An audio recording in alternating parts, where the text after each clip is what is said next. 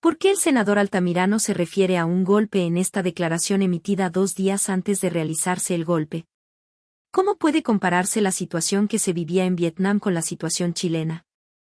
Los últimos meses del gobierno de Salvador Allende, la supresión del Estado de Derecho, el golpe de Estado militar y las violaciones a los derechos humanos.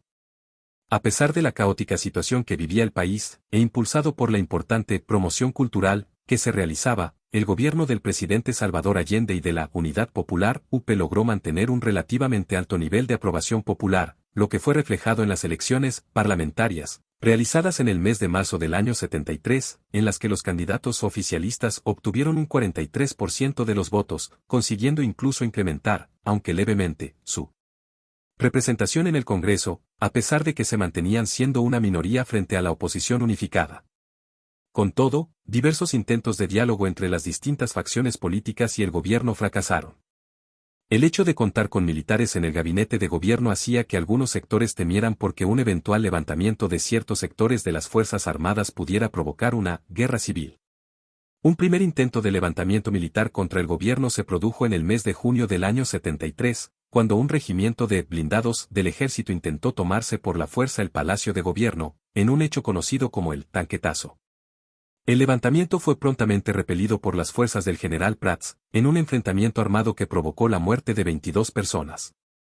Posteriormente la Armada de Chile reveló un intento de infiltración por parte de un grupo de reclutas que planeaban tomarse la escuadra y amotinarse. Los infiltrados habrían actuado motivados por dirigentes políticos del MAPU y del Partido Socialista, PS.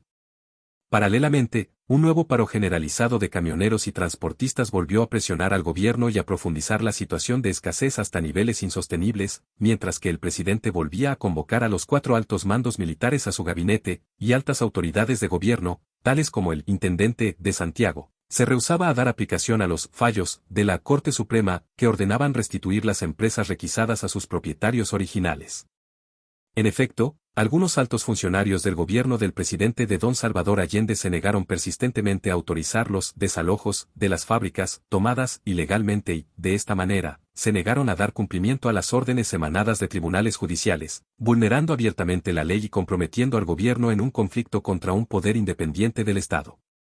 En el mes de agosto del año 1973 la Cámara de Diputados adoptó un acuerdo a través del cual denunció el grave quebrantamiento del orden constitucional por parte del gobierno, sosteniendo que éste había violado sistemáticamente la garantía constitucional del derecho de propiedad, al permitir y amparar más de 1.500 tomas ilegales de predios agrícolas y promover centenares de tomas de establecimientos industriales y comerciales, para luego requisarlos o intervenirlos ilegalmente y constituir así, por la vía del despojo, el área estatal de la economía.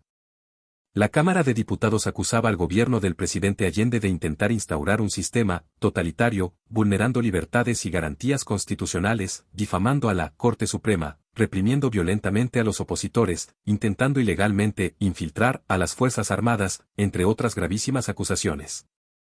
Bajo estas circunstancias, y exceptuando por los altos mandos, que aún ejercían altos cargos en el gobierno, las Fuerzas Armadas se encontraban, en su gran mayoría, en fuerte oposición al gobierno. En el ejército existían ciertas divisiones respecto de su posición frente al gobierno.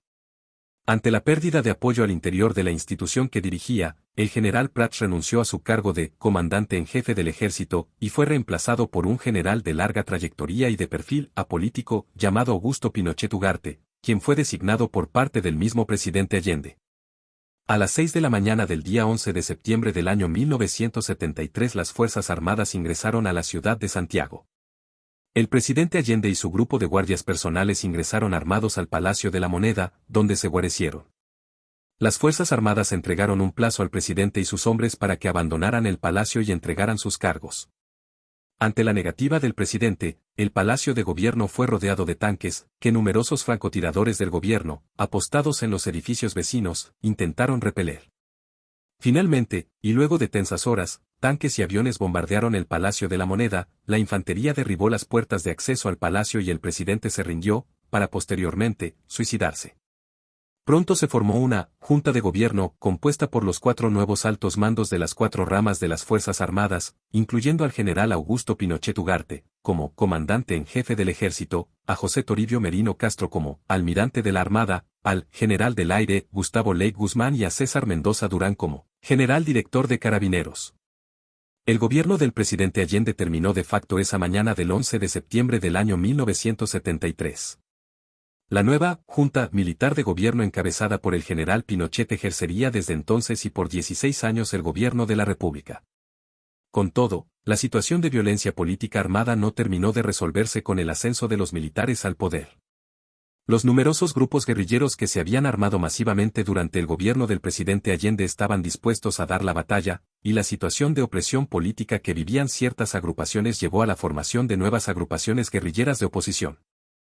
Distintos grupos subversivos internaron armas clandestinamente, perpetraron secuestros, realizaron atentados y homicidios, hicieron explotar bombas, infiltraron agrupaciones sindicales, estudiantiles y de campesinos, buscaron organizar milicias guerrilleras, entre otros actos de lucha armada. Ya durante la década de los 80, se formó el Frente Patriótico Manuel Rodríguez, FPMR, organización guerrillera que funcionó como brazo armado del Partido Comunista y perpetró numerosos ataques armados contra objetivos estratégicos e incluso contra una comitiva en la que se desplazaba el general Pinochet. En contrapartida, el gobierno militar movilizó personal y recursos desde diversos organismos públicos, dictó leyes y creó organismos de inteligencia especializados en perseguir, espiar, reprimir, detener, torturar y asesinar a líderes opositores y miembros o sospechosos de ser miembros de bandas subversivas, contexto dentro del cual algunos agentes del Estado violaron sistemáticamente los derechos humanos de sus adversarios. Algunas estimaciones realizadas con posterioridad han estimado que alrededor de 200.000 chilenos salieron al exilio durante el gobierno militar, siendo acogidos principalmente por países tales como Venezuela, Cuba, Suecia, la República Democrática Alemana, RDA, e incluso por los Estados Unidos. Paralelamente, se ha estimado que 28.459 personas fueron torturadas por agentes del Estado, 2.125 personas fueron asesinadas y otras 1.102 permanecen desaparecidos. Algunas víctimas conocidas de los crímenes de Estado fueron Alberto Bachelet Martínez, general de la Fuerza Aérea de Chile que murió por causa de las torturas perpetradas por sus subalternos debido a su oposición a participar del golpe de Estado. Su mujer Ángela Geria Gómez y su hija Michelle Bachelet Geria fueron detenidas y torturadas en Villa Grimaldi, partiendo posteriormente al exilio. El historiador Gabriel Salazar Vergara también fue detenido y torturado, antes de ser liberado y partir al exilio.